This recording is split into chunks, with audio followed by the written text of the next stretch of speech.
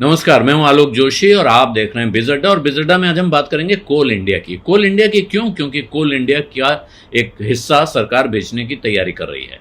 तैयारी क्या कर रही है? उसने लगा दिया है, जिसको कहते हैं ब्लॉक पर रख दिया है। कोल इंडिया का 3% स्टेक भारत सरकार ने उसके लिए ओएफएस का अनाउंसमेंट कर दिया है 31 तारीख को, यानी कल। आज उसका अनाउंसमेंट आया है। 7% का डिस्काउंट होगा। जो बाजार में आज प्राइस चल रहा है 225 रुपए पर ये इशू आने जा रहा है। 241 रुपए 25 पैसे पे क्लोज हुआ कोल इंडिया का शेयर। लगभग 6.7% का ये डिस्काउंट है और ओएफएस का साइज होगा 4000 करोड़ रुपए का। जो फ्लोर प्राइस है वो 225 रुपए पर शेयर रखा गया है, जो जैसा मैंने बताया करंट मार्केट प्राइस से 7% का डिस्काउंट है।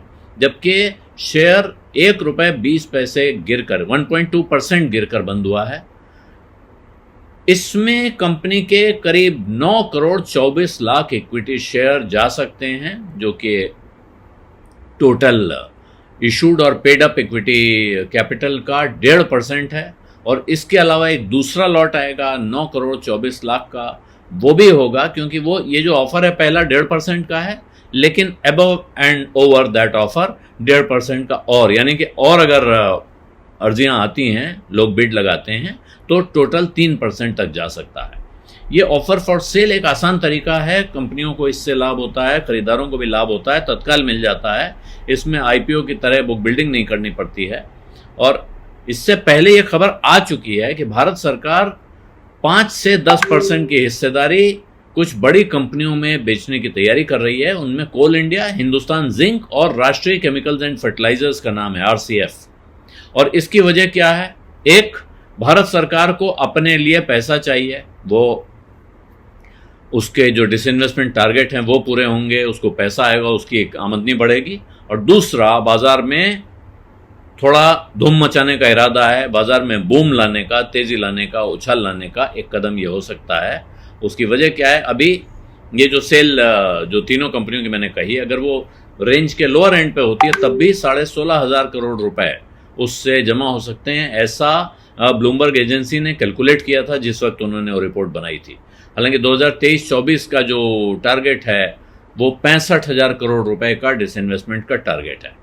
कोल इंडिया की खासियत क्या है? क्यों कोल इंडिया पे इतना ध्यान होना चाहिए? एक तो कोल इंडिया भारत का नहीं, दुनिया का सबसे बड़ा कोयला उत्पादक है, बहुत बड़ी कोयला कंपनी है।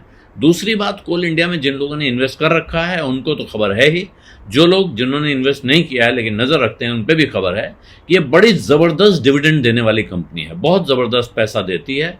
और इसीलिए लोग इसमें लॉन्ग टर्म इन्वेस्टर हैं, जो डिविडेंड इन्वेस्टर्स हैं, उनकी आंखों का तारा कह सकते हैं आप कोल इंडिया को। और इसलिए ये एक बड़ा शानदार मौका है उन लोगों के लिए जो कोल इंडिया में पैसा लगाने का मौका देख रहे थे। आज ही गिर के बंद हुआ है।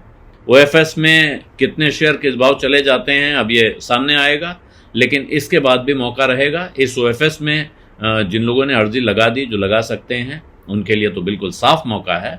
तो एक ज़बरदस्त डिविडेंड पेइंग कंपनी, इसकी लगभग 3% हिस्सेदारी भारत सरकार निकाल रही है। और वो हिस्सेदारी निकलेगी तो जाहिर है वो बड़े से लेकर छोटे शेयर होल्डरों के बीच में बंट सकती है। तो बाजार में इसके और शेयर आ रहे हैं। ये इस लिहाज से अच्छी खबर हो सकती है कि अगर आपको बहुत लंबे समय में निवेश के लिए लगातार कमाई देने वाली, पैसा बनाने वाली भरोसेमंद कंपनी की ज़रूरत थी, आपकी नज़र थी, तो आपको कुछ और मौका मिल रहा है कोल इंडिया में पैसा लगाने का। बिजअड्डा में आज इतना ही। अब इजाज़त दीजिए। धन्यवाद। नमस्कार।